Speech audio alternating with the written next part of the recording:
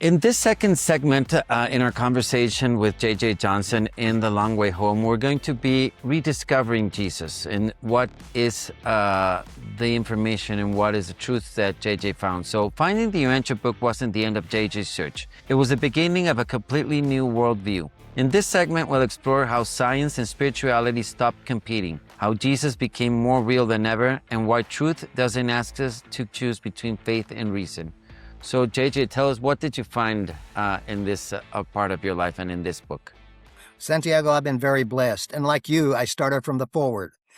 Because one of the main reasons was, who am I to figure that thick of a book? They have a reason for having it in that kind of sequence. I didn't know what it was, but I'm not going to, outguess them. And so I won't argue against it. Yeah. Maybe something that's, in my case, it was something that they're really too complicated to understand. I say, okay, I'll probably get it later. So, but yeah, I understand it's overwhelming. Exactly. And so I started from the forward and initially thinking I'm going to find something inconsistent like I have with the previous search that I've had. But I don't prejudge. That's what I assumed would happen, but I kept an open mind, I think. I feel I did. And by the way, even though you and I, Santiago, started from the forward, if new students or anyone asks me, where should I start? It's been my experience over the years, over many study groups globally and here in the U.S. If I'm asked that question, I say, well, the table of contents is 400 and some pages. I mean, the table of contents itself, if you're interested in the Lucifer rebellion or free will or the life and teachings of Jesus, you can go through there if that's the way you want to approach it and see what hits your hot button and get familiar with what you already know or curious about. However, I always end it by saying that my recommendation is that's a lot of people do that, and that's fine. However, at some point, if it really resonates with you, at some point, whether it's a year or two or longer, you'll want to start from the forward because they give reasons for that. But you and I just happen to start from the forward. So basically, like you, the forward was above my pay grade. I didn't find anything inconsistent. And there are a couple of gems in there that kept me going, when I finally go, oh, my head's going to burst. But they'd always say something really, really resonates. You say, okay, I'll keep going. So I just left it. I couldn't say it wasn't true. And the things they did say that I understood is right on. However, when I got to paper 1 on page 24, here's what happened. This is what changed my life another way regarding my personal spiritual experience. The one I told you 6 years prior when everything illuminated around me and the loving presence manifested itself and communicated. People used to say, well, JJ, tell me about your experience. Well, that doesn't do anything for anyone. Everyone has their own personal experience other than just appreciating a good story. So here's what I identify with now. If someone says, well, JJ, what happened to you? What it mentions in paper 1 on page 24 in the foundation printing, it said, those who know God have experienced the fact of his presence. Such God-knowing mortals hold in their personal experience the only positive proof of the existence of the living God which one human being can offer to another. And I said, finally, if someone asks me, JJ, what, I say, well, this is what I identify with. This is what I know happened to me.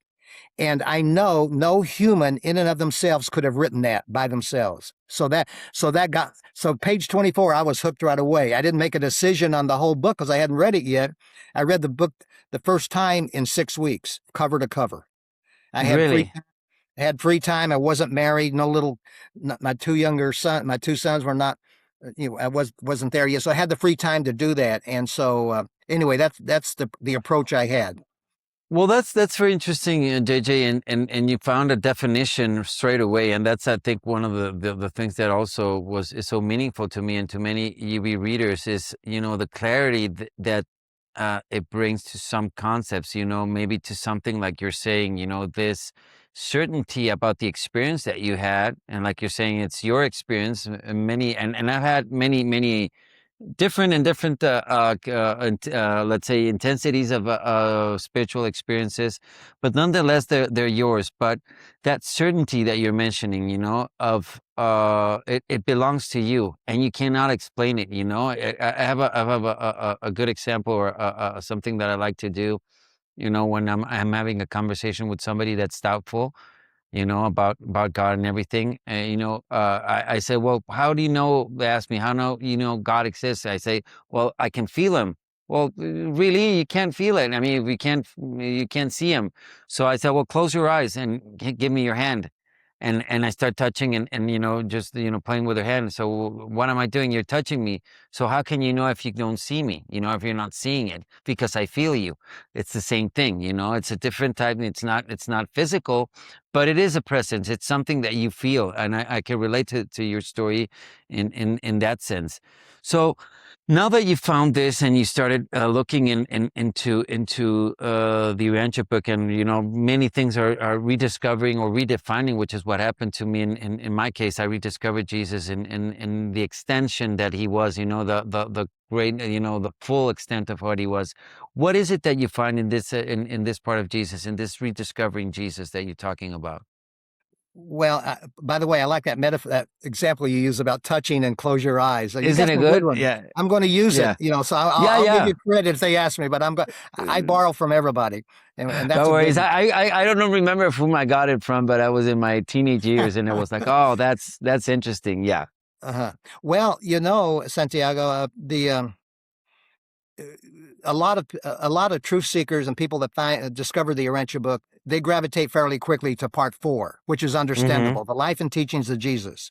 And I like to state it, it's the life example and personal teachings of Jesus. And so that loving presence, the way Jesus lived his life as a son of man, in addition, after baptism, being the son of God and son of man, and the way they just reveal his life on the planet, it's just I can see why a lot of people gravitate to that, and it resonates.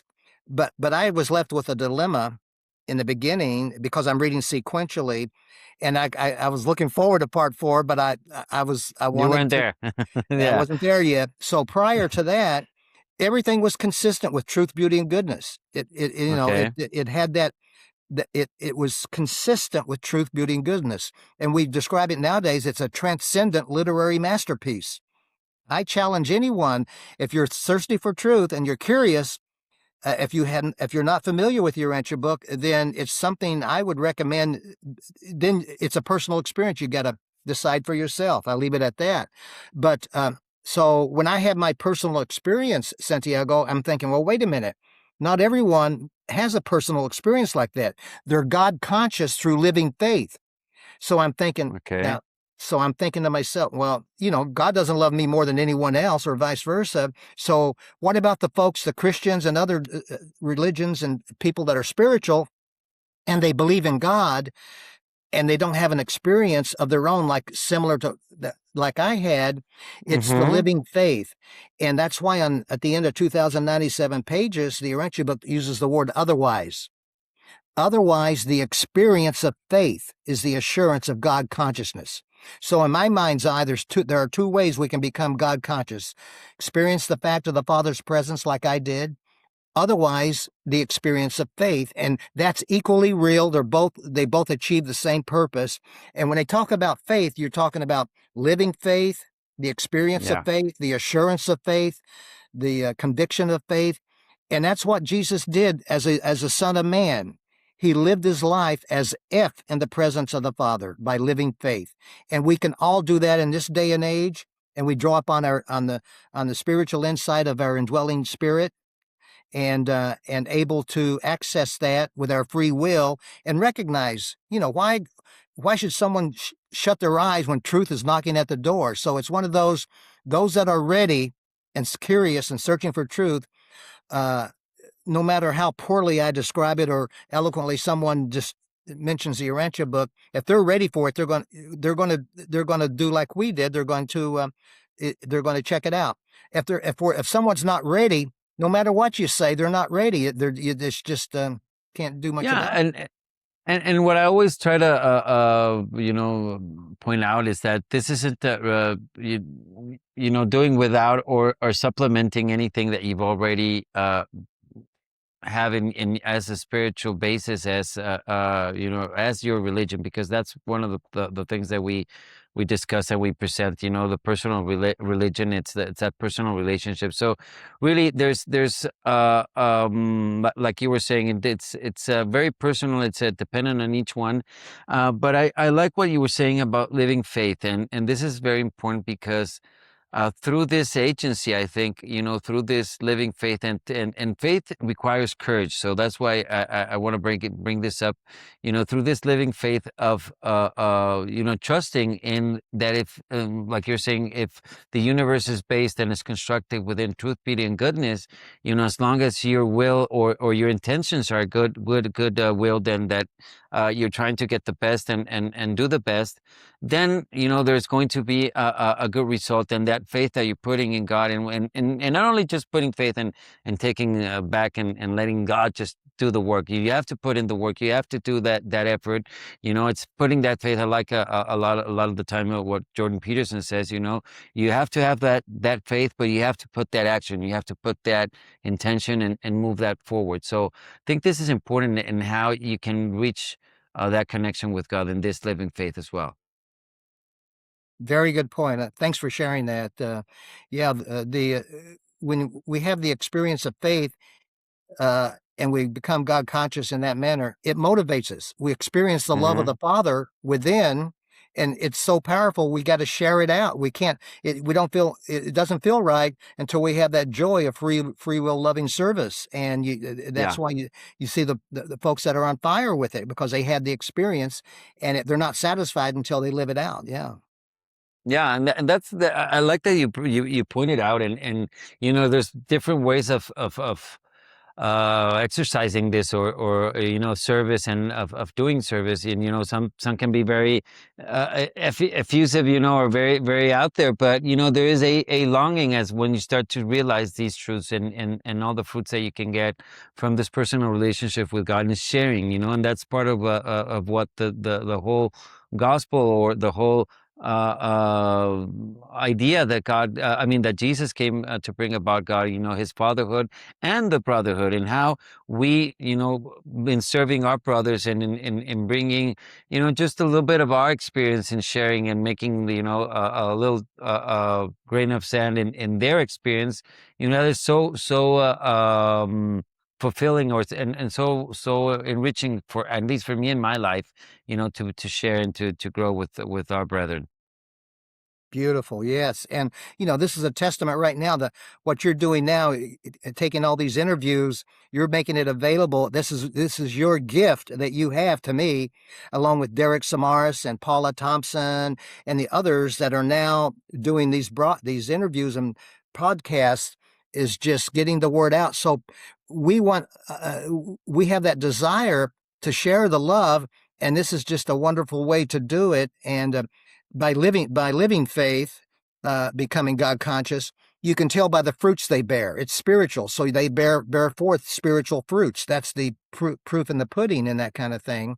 And to me, it's exciting. I never get tired of being able to think of new ways to share that. And by the way, you're the first interview I'm having. Something big is coming up. I Oh, can't. good. I'm happy. What an honor. I'm glad. Oh, because I think this is very important, and one of the things that we want to point out in these podcasts, and beyond just the what we find in information in the Urantia book, they're really universal truths. I mean, it's beyond the book. It's really universal, and it's factual, and it's God.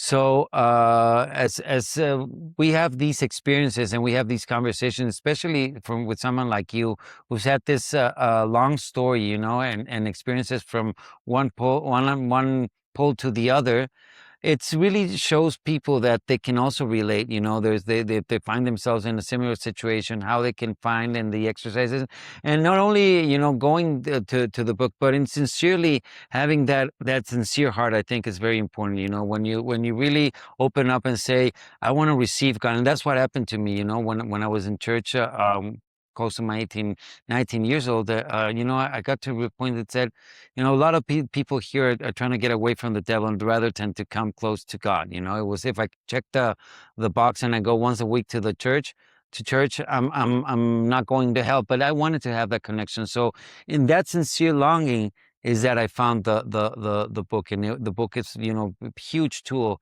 in understanding that which is God and divinity. Beautiful. Yes, exactly. And that's why we want to get the word out and share it so people can, truth seekers and people that are sincere, can have their own personal experience to relate, like you and I are sharing ours right now. They'll have their own to share. And when I was in Yeah. Hawaii, just backtracking, and I found the Urantia book was brought to my attention, reading it 50 pages a day sequentially. And I used to play chess down by the chess tables in Waikiki. I lived in Waikiki. I was single. I had a penthouse.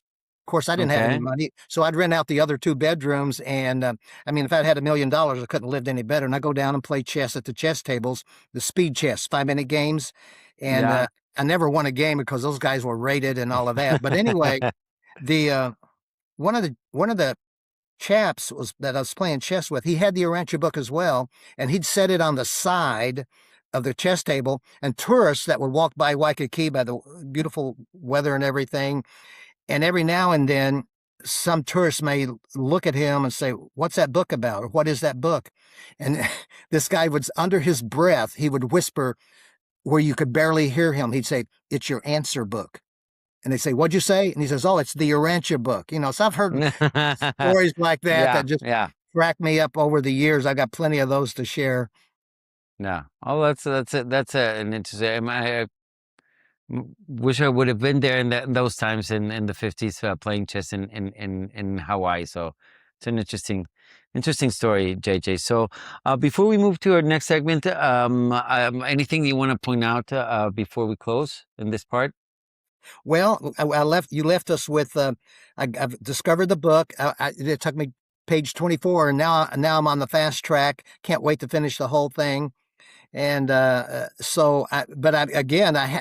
did not make my formal decision until I completed part 4. I assumed it was based upon my personal revelation was consistent with an epical revelation based Okay. upon what I just quoted you on page 24. So I can't imagine reading that voluminous book, and then at the very end it says, "Boy, did we pull the wool over your eyes, JJ, you silly boy. You thought you had AI down," whatever, But Yeah. Yeah. but anyway, that didn't happen, and I was on, and so I was just absorbing and learning and trying to grasp as much as I could in my first reading, and of course, I carried the book wherever I went. I had the one of the early third printing of the book. I wore the word OOK off the book because I carried it around like this. The BOOK, the OOK was worn off. Yeah. And just before we get into our next segment, real briefly, as in Waikiki, I'm carrying the book around everywhere. So excited, I'm overflowing, but that I still haven't read the whole thing. And this young man with a big beard walks up out of a pizza parlor in Waikiki, and he sees me with the Urantia book, even though I had the OOK worn off. He says, "Oh, you read the Urantia book." That was my first encounter. You can imagine how excited I was. Finally, someone else knows Yeah. about this book. I always thought, am I the only person in the world that reads this, that found this book and recognizes what it is? Anyway, he says, "Oh, you read the Urantia book." So I got excited real quick, of course. But he says, "I read it in one afternoon on Maui." And I'm Really. going, what the heck? Was he on Maui Wowie? What do you mean? So I knew right then there was going to be different levels of folks that found the book. But anyway, that was another funny stories like that throughout the 50 years. No, that's and I bet there's a lot of stories. I mean, with all those, all that time, I think there's a lot of stories. But well, thanks for this part of the JJ. Now we're gonna move into how we can live this reality. So stick around. On the Divine Within podcast, we'll share real conversations to help you find a personal connection with God. My goal is to support your faith, growth, and journey toward discovering the divine within yourself. Join us to deepen your faith and spiritual journey.